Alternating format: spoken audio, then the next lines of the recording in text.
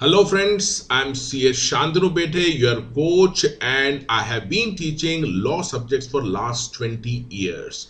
और अब मैं एक मेगा सीरीज लॉन्च कर रहा हूं अपने चैनल पे जिसमें मैं 5 इंपॉर्टेंट लॉ सब्जेक्ट्स कवर कर रहा हूं जिसमें कंपनी लॉ है, सिक्योरिटी लॉज हैं, लेबर लॉज हैं, फॉरेन एक्सचेंज लॉज हैं और टैक्स लॉज हैं।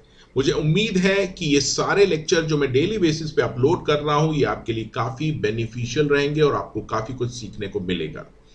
If you like these videos, then don't forget to press like button and also share these videos with as many people as you can.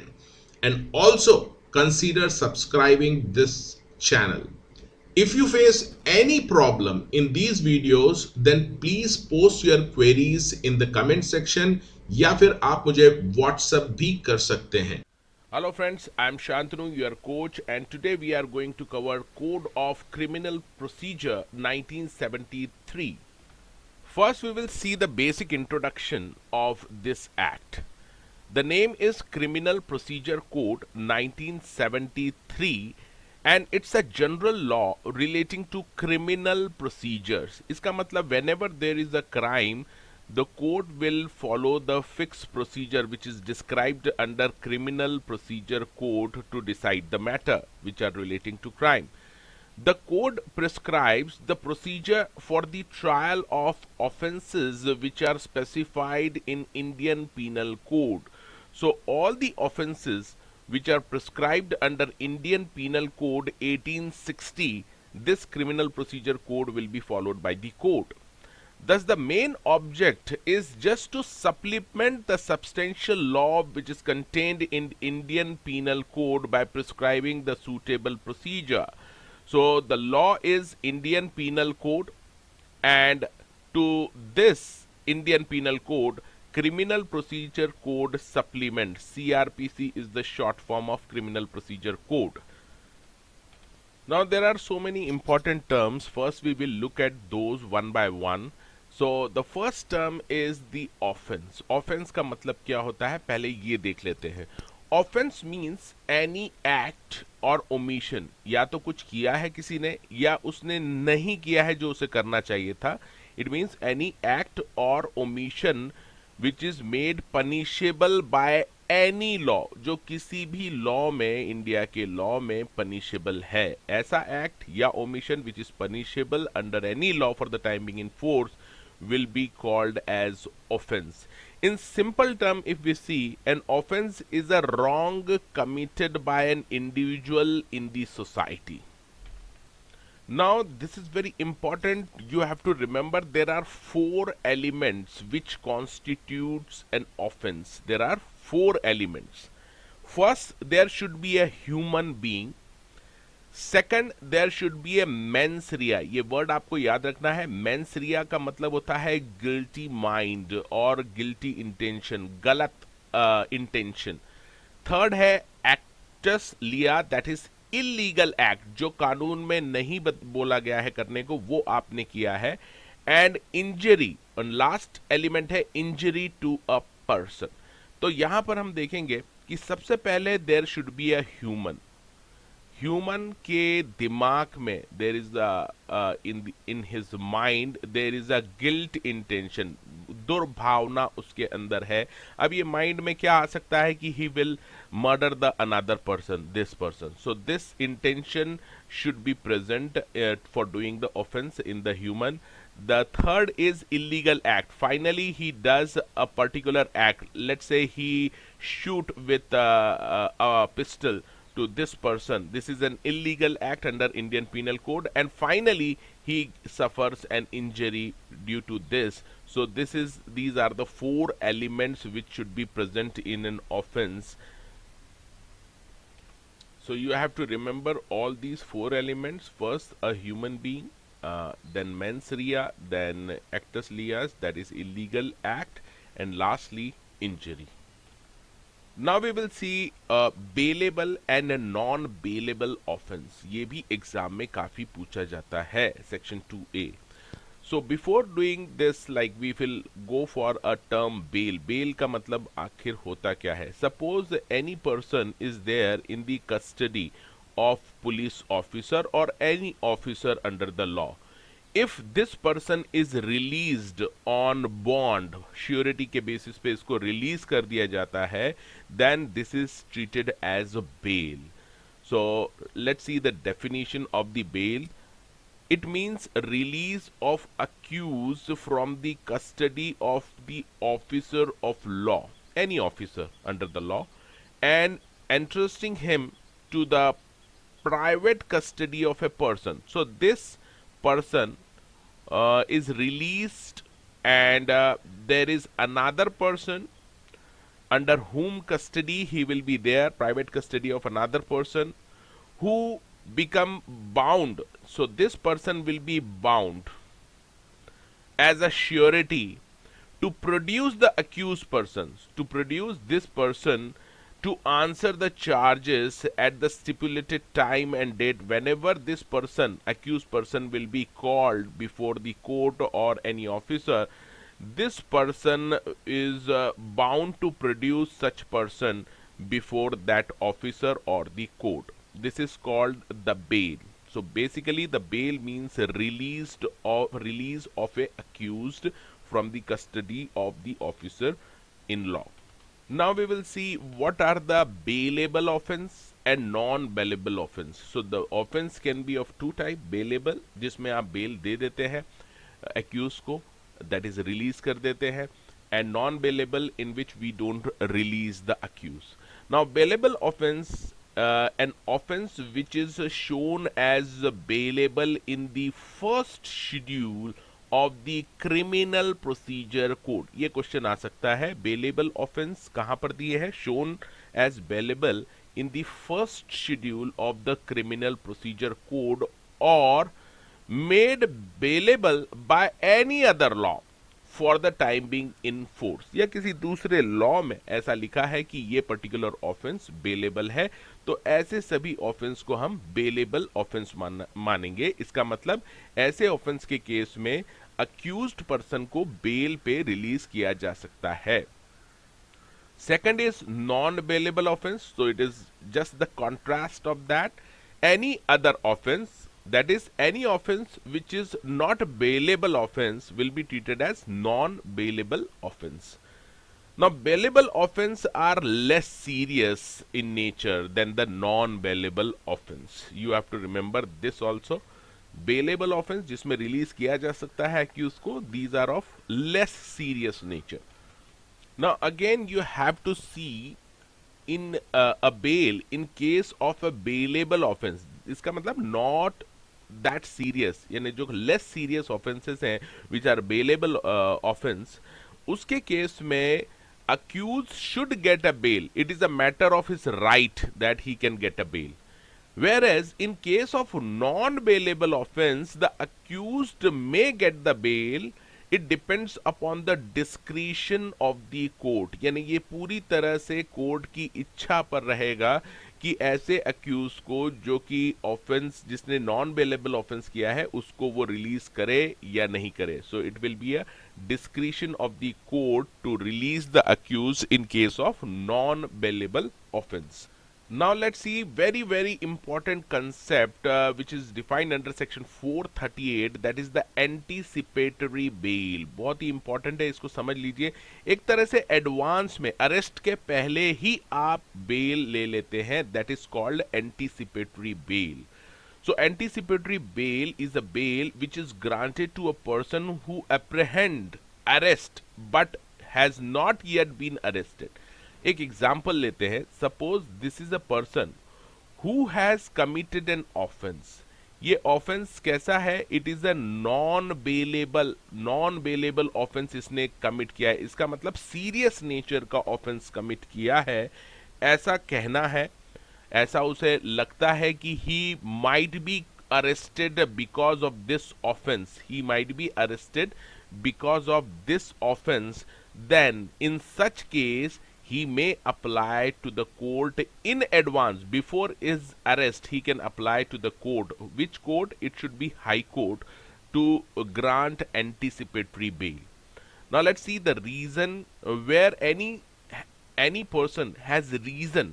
बहुत ही important word है reason to believe, यानी उसको ऐसा लग रहा है कि उसको अरेस्ट किया जा सकता है इस ऑफेंस में जो कि नॉन बेलेबल है, then he may be arrested for a non bailable offence. As I said, he may apply to the high court or the court of session. तो हाई कोर्ट या फिर कोर्ट ऑफ सेशन, इसके नीचे की court है, ये वहां पर अप्लाई कर सकता है. ऑन एप्लीकेशन द कोर्ट में, if things fit, then the court will decide whether to give the anticipatory bail or not. So it is totally discretion of the court to grant the anticipatory bail or not.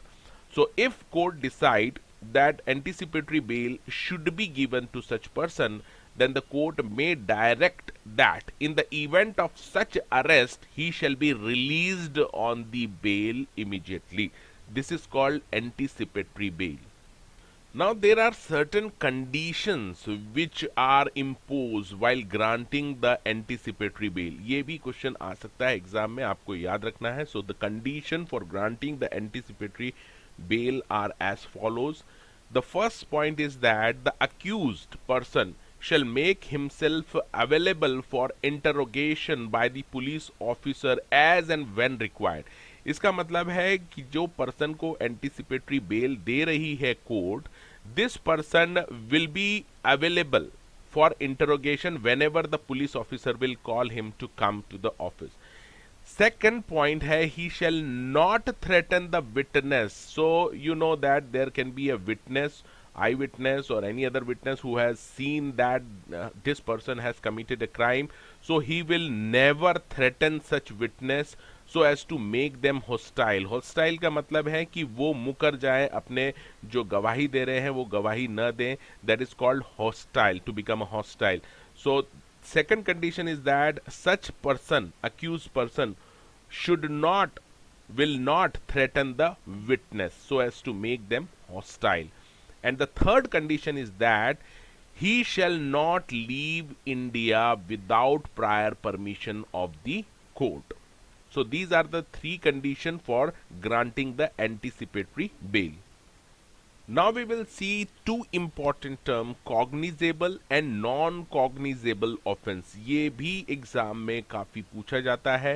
Cognizable offense are very serious nature के offense होते हैं, जिसमें warrant की जरूरत नहीं रहती, directly arrest कर सकता है पुलिस ऑफिसर उस पर्सन को, अक्यूज को, लाइक मर्डर और डेकॉइटी. तो सबसे पहले हम देखते हैं कॉग्निजेबल ऑफेंस को कैसे डिफाइन किया है. It means an offense in which a person can be arrested by the police officer without warrant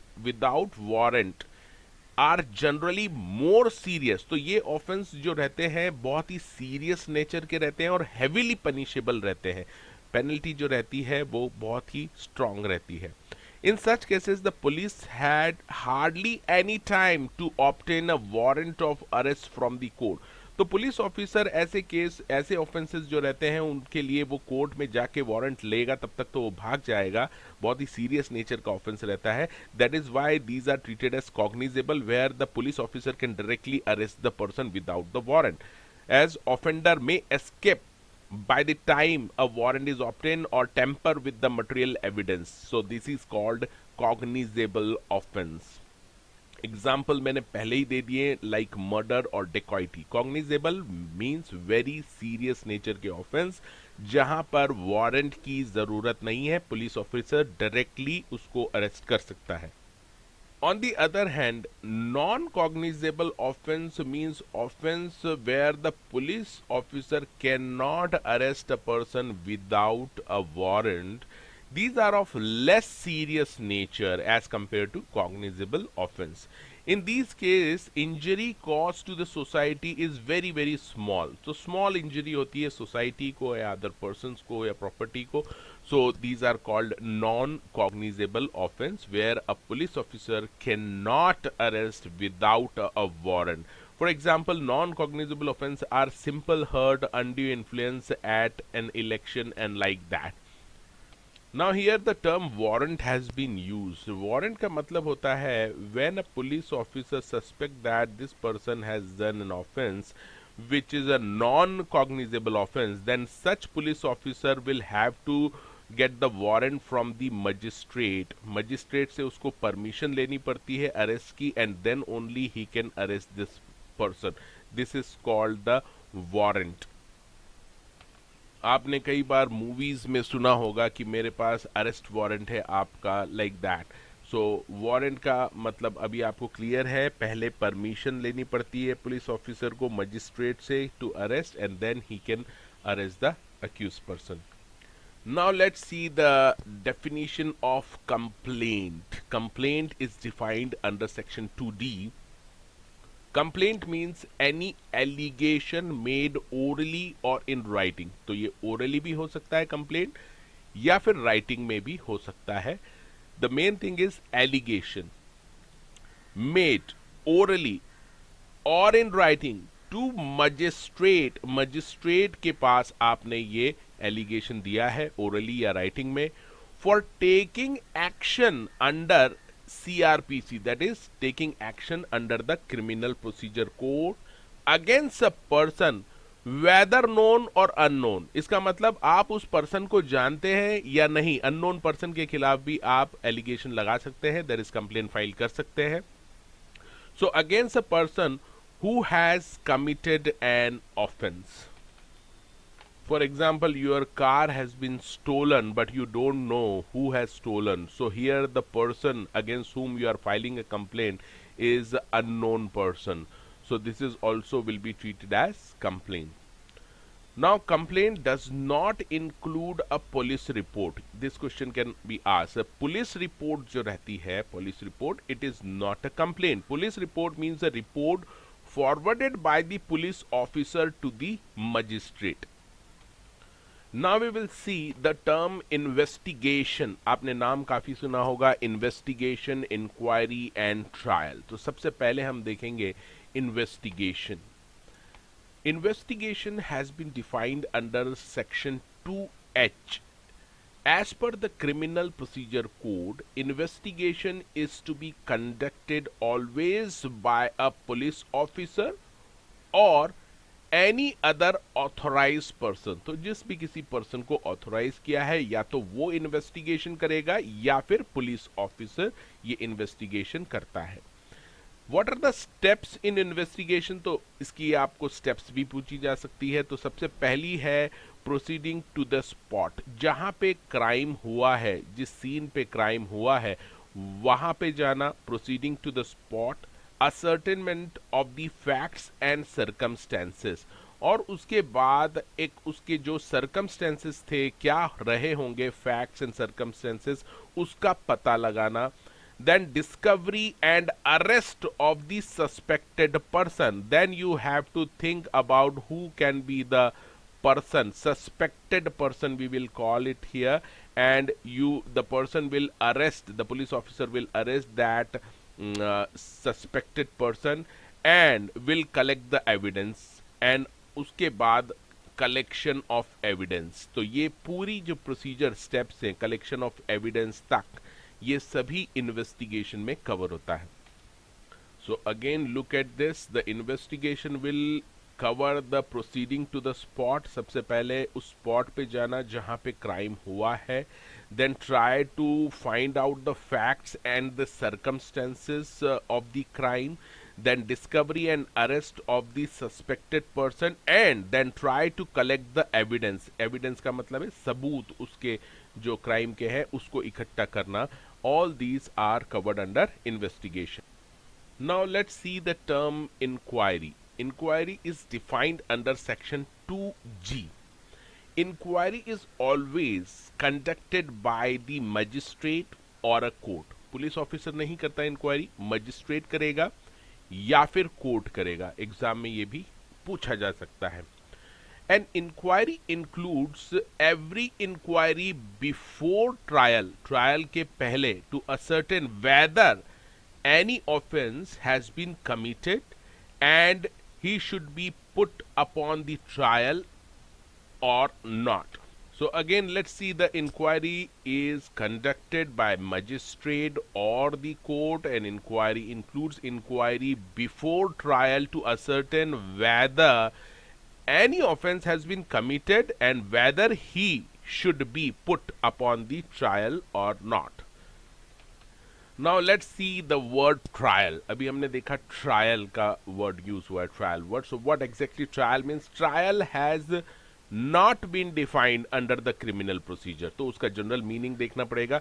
It means the judicial process. ये word याद रखना है. It's the judicial process in accordance with the law, whereby the question of guilt or innocence of a person accused on an offense is determined. पता लगाया जाता है. It's a judicial process as per the law where the question of guilt यानी ये person ने crime किया है या फिर ये निर्दोष है, इनोसेंट है, ये पता लगाया जाता है ट्रायल में. So this is called trial.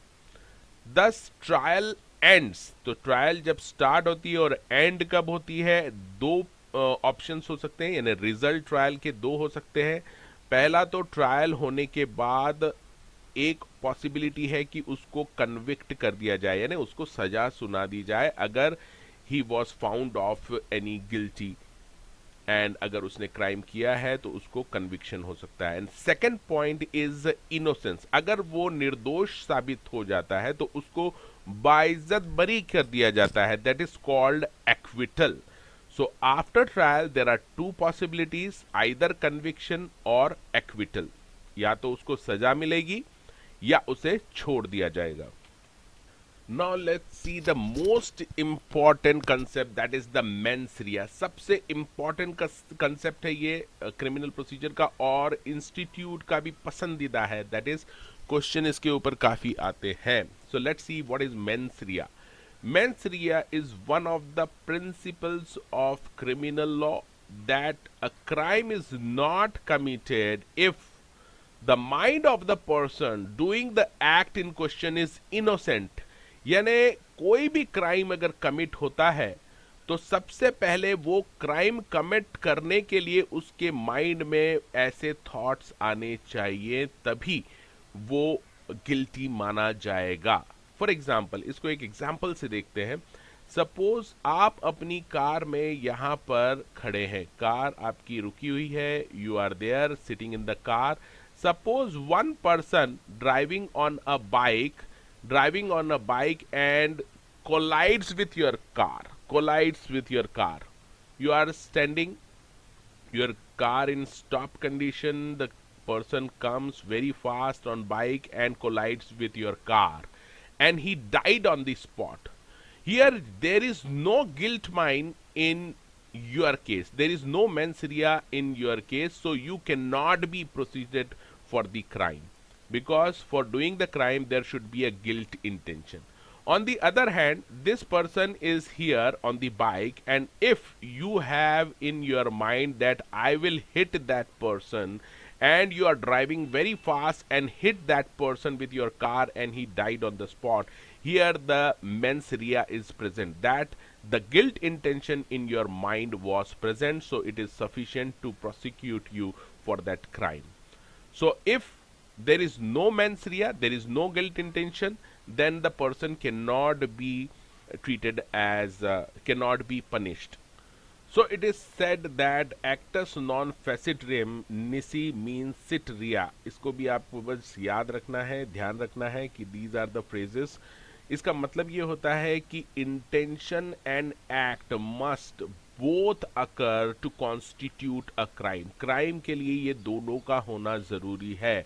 That is why it is said that guilty mind is necessary. It's a precondition for liability under the criminal law. तो अभी आपने ये देखा मेंस रिया में there is a mind, एक mind है और उसके बाद वो पूरी बॉडी, उस माइंड में जो थॉट आ रहे हैं गलत विचार क्राइम के, उसके हिसाब से वो बॉडी एक्ट करती है. Both should be present too for the liability under the criminal law.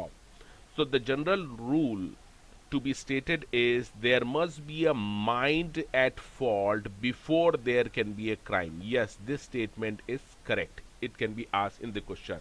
There must be a mind at fault before there can be a crime. यानी आपके दिमाग में वो क्राइम करने के जो विचार है वो होना जरूरी है before there can be a crime.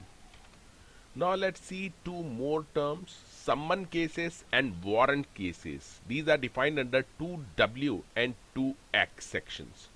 First we will see the warrant case, a case relating to offense which is punishable with a death penalty. या तो उस offense की जो penalty है वो death है या imprisonment for life है और imprisonment for a term exceeding 2 years. तो ऐसा ऑफेंस जिसमें कि पेनल्टी डेथ है या imprisonment for life है या फिर imprisonment more than 2 years है, तो ऐसे केसेस में we will call such case as a warrant case.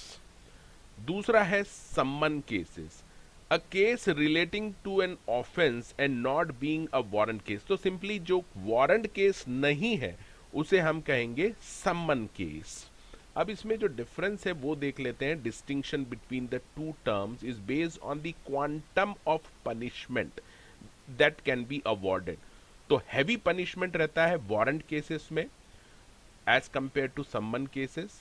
The case which are punishable with imprisonment up to 2 years are summon cases. तो 2 साल तक की जिसमें सजा होती है उसे कहते हैं summon case, lighter offence, and the rest are warrant cases. तो जैसा कि हमने देखा जिसमें डेथ पेनल्टी हो या लाइफ टर्म का इम्प्रिजनमेंट हो या 2 साल से ज्यादा का इम्प्रिजनमेंट हो तो उसे हम कहते हैं वारंट केस.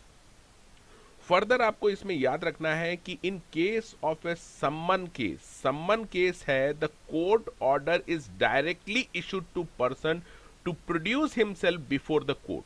सम्मन इशू कर दिया जाता है उस पर्सन के घर और उसे बोला जाता है कि you have to be present in the court और to come to the court directly at his own he will come to the court. And where is in case of warrant case the court order is issued to a police officer to produce the person concern before the court. So in warrant cases a police officer will get the order from the court to produce such person before the court.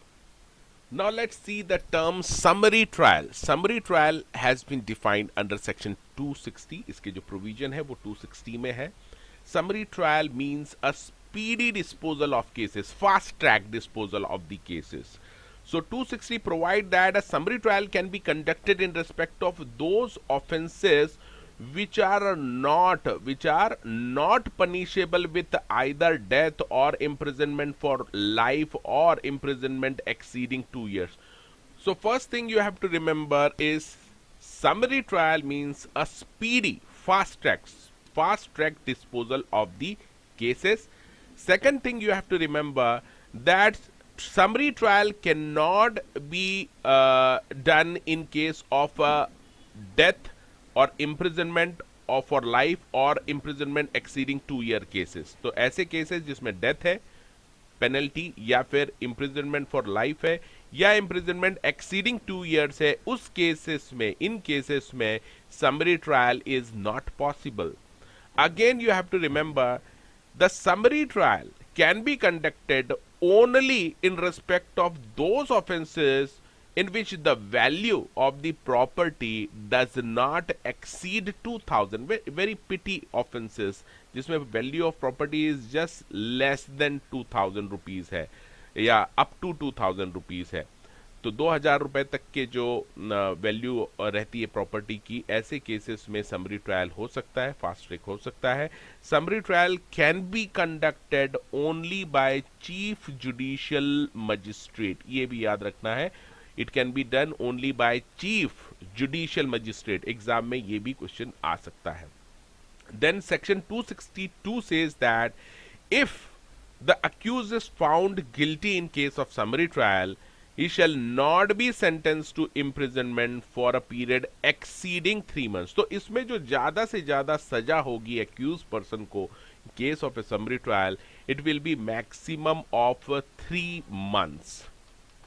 Now we will see what is the procedure for giving the information of a crime to police officer and what the police officer will do after receiving that information.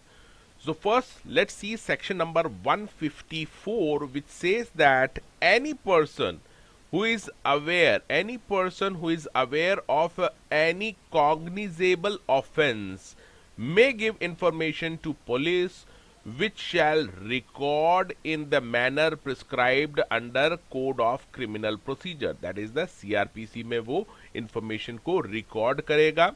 It is known as the first information report, जिसको हम बोलते हैं FIR, first information report ये होगी.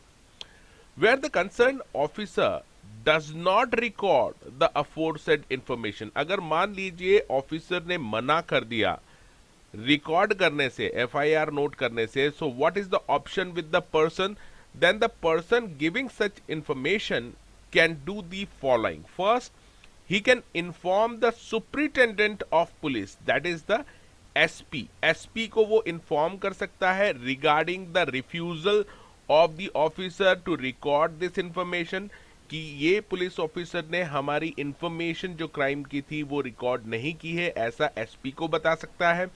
In such case, the superintendent of police himself shall record the information and investigate the matter.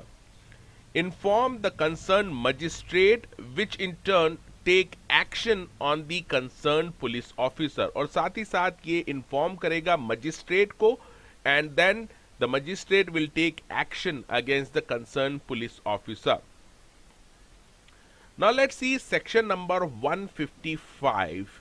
If any person gives the information to police officer in charge of concerned police station of commission of cognizable offense, then it is the duty of that police officer to enter the substance of such information in a particular book which is prescribed by the state government.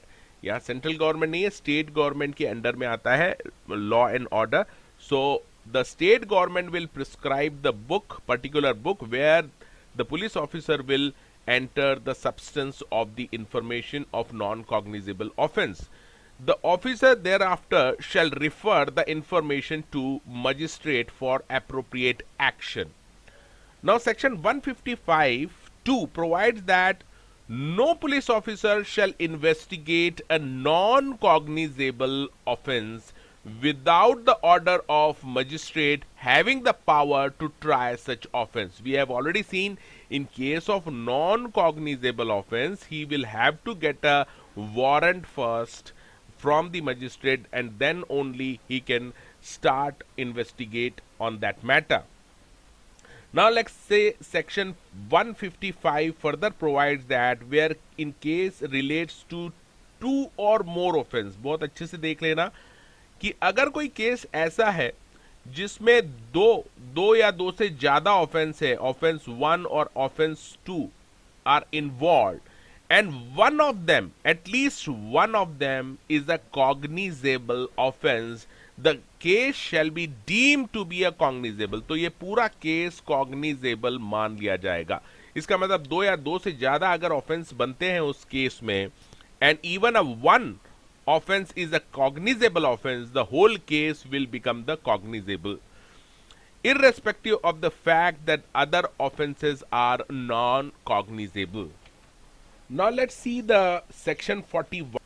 As per section 41, a person can be arrested by the police officer without warrant. So there are 9 cases are given under section 41. We will see all in brief. So first case where a person who is concerned with any cognizable offense, ऐसा person जो connected है cognizable offence से, उसको arrest किया जा सकता है without warrant by the police officer. Second point, a person who is in possession of anything which can be used in the house breaking without lawful excuse, then such person can also be arrested without warrant. Then a person who is a proclaimed as a offender, proclaimed offender, either under this code or by order of state government, अगर किसी को proclaimed offender describe किया गया है, घोषित कर दिया गया है, then such person can also be arrested without warrant. Next is a person who is having a possession of anything which may reasonably be or suspected to be stolen property। तो ऐसी कोई प्रॉपर्टी उसके position में है जिसे police officer को लग रहा है कि ये स्टोलन है, तो he can be arrested without warrant. Next point is a person who obstruct a police officer, जो पुलिस ऑफिसर को उसकी ड्यूटी में बाधा पहुंचाता है, उसे रोकता है, और हु हैज एस्केप्ड और attempt to escape from the lawful custody can also be arrested without warrant. Next is who is reasonably suspected of being deserted from the armed forces। Arm forces से भाग गया है जो person, जो arm forces में था और भाग गया है, भगोड़ा घोषित हो गया है, उसको भी अरेस्ट किया जा सकता है without warrant. Next is who has committed any act at any place outside India. Out of India उसने कुछ ऐसा काम किया है, ऐसा काम जो अगर उसने इंडिया में किया होता, if he would have committed the same thing in India, would have been punishable as offense and for which he is liable to be apprehended or detained in the custody in India. So such person can also be arrested without warrant. Who being released convict, जिसको कि छोड़ा गया है, commits any breach of any rule, जो breach करता है, rule को तोड़ता है। किससे रिलेटेड रूल है? Rules relating to notification of residence and change of residence और एब्सेंस फ्रॉम रेसिडेंस। तो जब भी किसी को छोड़ा जाता है तो उसको वो बताना पड़ता है एज पर रूल कि वो कहाँ पर रह रहा है। अगर वो चेंज करता है रेसिडेंस तो वो भी बताना पड़ता है, या फिर वो एब्सेंट हो जाता है कहीं से, तो ऐसे केस में भी उसको अरेस्ट किया जा सकता है। Next is for whose arrest any requisition, whether written or oral, has been received from another police officer, provided that the requisition specify the person to be arrested, उसका नाम होना चाहिए किसको अरेस्ट करना है, and the offense or other cause for which the arrest is to be made। तो उसको ये भी बताना पड़ेगा दूसरे पुलिस ऑफिसर को कि ये पर्सन है और इसने क्या ऑफेंस किया है या क्या रीजन है इसको अरेस्ट करने का। To be made, it appears therefrom that the person might lawfully be arrested without a warrant by officer who issues the requisition।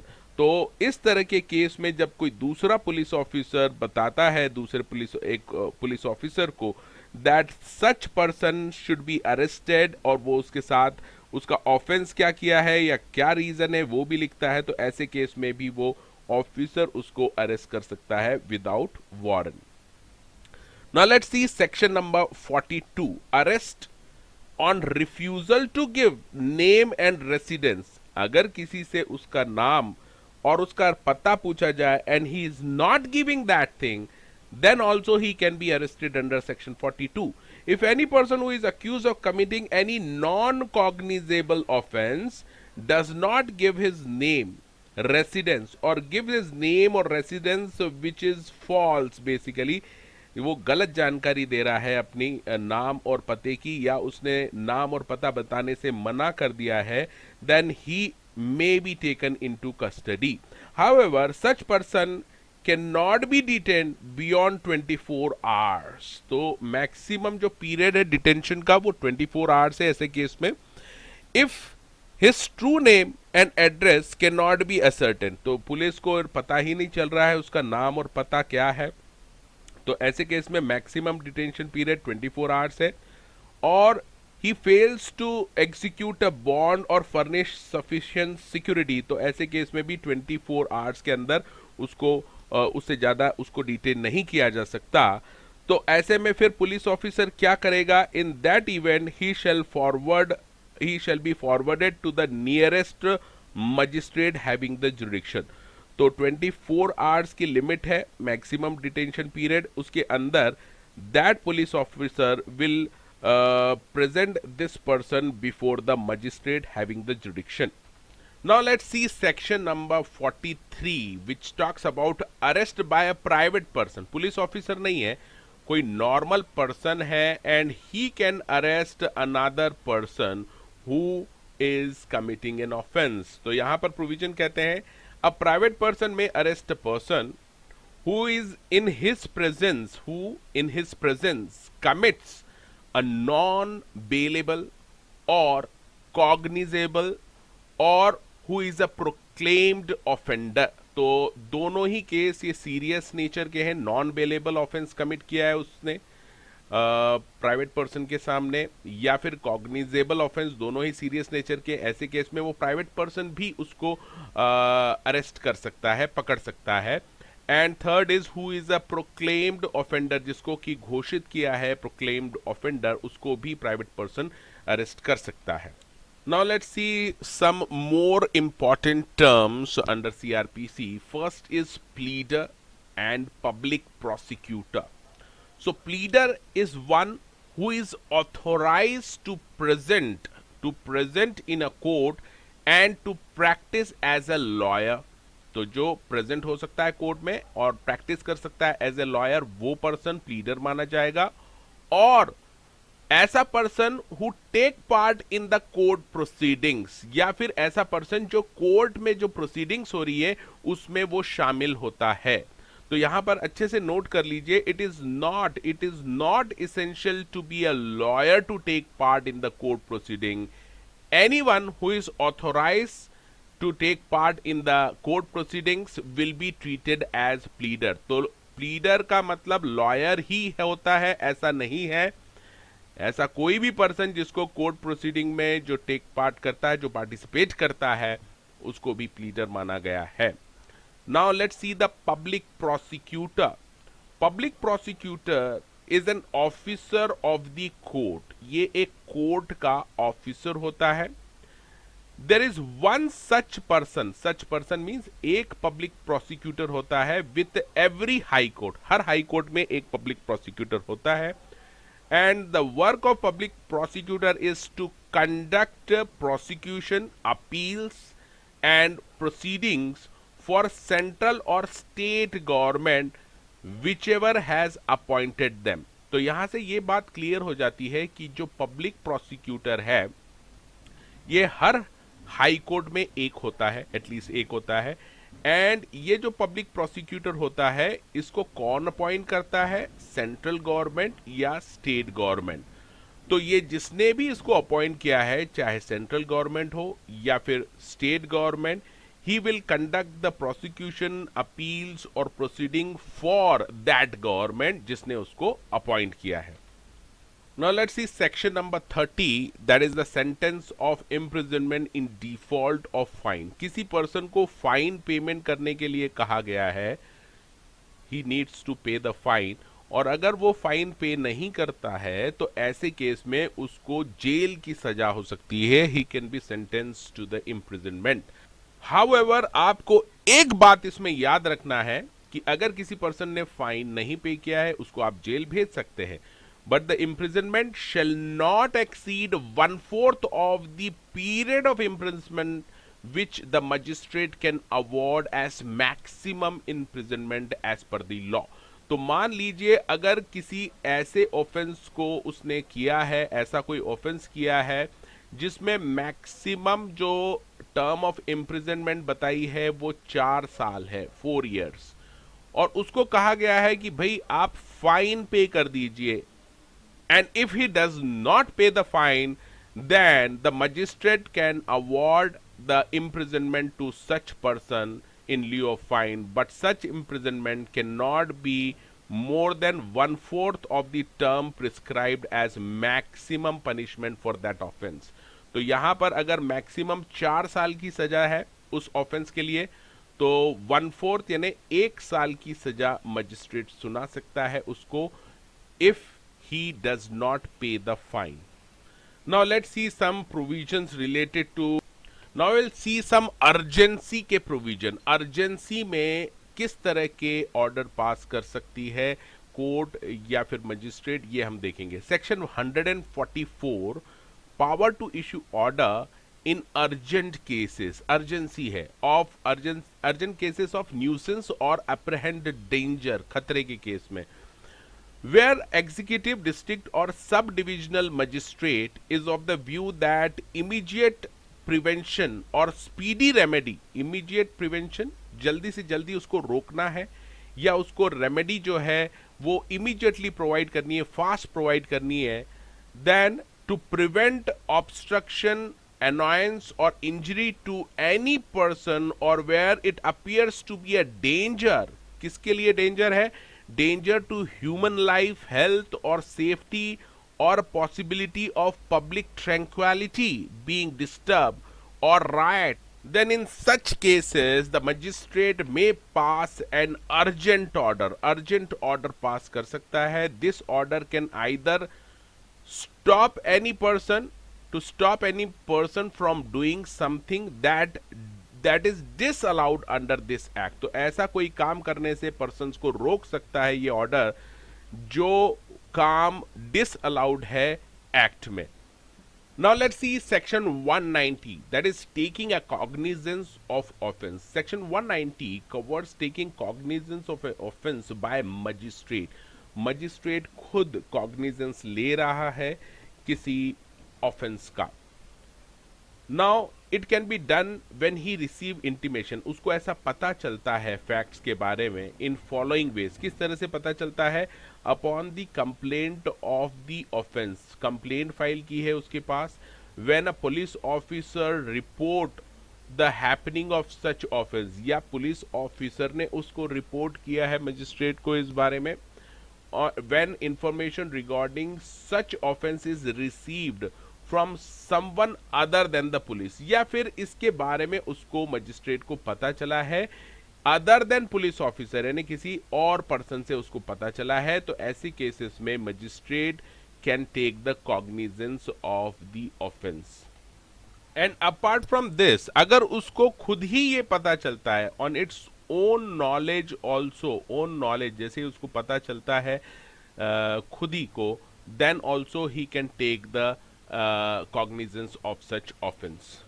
Now let's talk about the limitation period. आपको पता होगा whenever there is a offence, जब कभी भी offence होता है, so a person has to report such offence to the police officer as soon as possible. But ये कब तक रिपोर्ट करना है, ऐसा कोई जनरल प्रिंसिपल यहां इस कोड में नहीं है. So under this code there is no limitation period कि आपको कब तक वो इंफॉर्मेशन देनी है पुलिस को अंडर दिस कोड. बट इसका एक जो प्रॉब्लम है, the drawback of this is that अगर आप लेट इंफॉर्म करते हैं, देन द डिले में hurdle the investigation. Apart from this, there is one act, Indian Limitation Act, which provide the period of limitation for filing the appeals and revision also. And because of this reason, chapter number 36 has been introduced in the code prescribing the limitation period for taking cognizance of certain offenses. कुछ ही offenses हैं जिसके लिए time limit prescribe कर दिया है for taking the cognizance of such offense.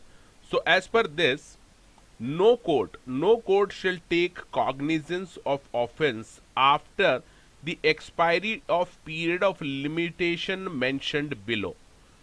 तो इसके ऊपर भी एग्जाम में क्वेश्चन आ सकता है. पहला लिमिटेशन पीरियड है 6 month if the offence is punishable with fine only. तो ऐसा कोई ऑफेंस है जहां पर केवल फाइन ही लग सकती है, तो जो लिमिटेशन पीरियड है कॉग्निजेंस का to take the cognizance of the offence is 6 months. Next है limitation period 1 year if the offence is punishable with imprisonment for a term not exceeding 1 year. इसका मतलब 1 year तक का जो इम्प्रिजनमेंट हो सकता है ऐसे ऑफेंसेस के लिए जो टाइम लिमिट है 1 year है. And then 3 year is the limitation period if the offense is punishable with imprisonment for a term exceeding 1 year but not exceeding 3 years. तो up to 3 years का जिसमें imprisonment हो सकता है, उसके लिए जो limitation period है cognizance का to take the cognizance of offense is 3 years. ये तीनों लिमिट आपको याद रखनी है, इसके ऊपर एग्जाम में क्वेश्चन आ सकता है. Again, in calculating the limitation period, the following period shall be excluded. अभी हमने देखा 6 महीने का limitation period, 1 year का limitation period है. या फिर 3 इयर्स का लिमिटेशन पीरियड है। बट ये लिमिटेशन पीरियड में इस पीरियड को एक्सक्लूड करना है, the period during which the offender has been absent from India and has avoided arrest by absconding, या वो भाग गया है। Now let's see the power of the court to pass sentences. किस तरह के सेंटेंसेस कोर्ट पास कर सकती है? First of all let's see the high court. High court में pass any sentence which is authorised by law. Then comes the session और additional session जज। He may pass any sentence authorized by law, but any sentence of death passed by such judge shall be subject to confirmation by the high court। इसका मतलब है session या additional session जज अगर कोई death की penalty देता है, डेथ पेनल्टी, तो उसके पेनल्टी देने के पहले उसको वो कंफर्मेशन लेना पड़ेगा हाई कोर्ट से, सेशन या एडिशनल सेशन जज को।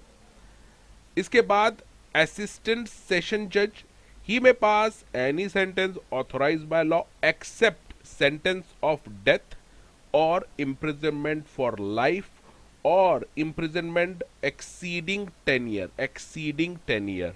तो यहाँ पर ये क्लियर है कि ये जो पर्सन है ये डेथ की पेनल्टी नहीं दे सकता, इवन लाइफ इम्प्रिजनमेंट भी नहीं दे सकता, और इवन 10 साल से ज्यादा की सजा भी नहीं दे सकता असिस्टेंट सेशन जज। Now we will talk about the chief judicial magistrate और चीफ मेट्रोपॉलिटन मजिस्ट्रेट।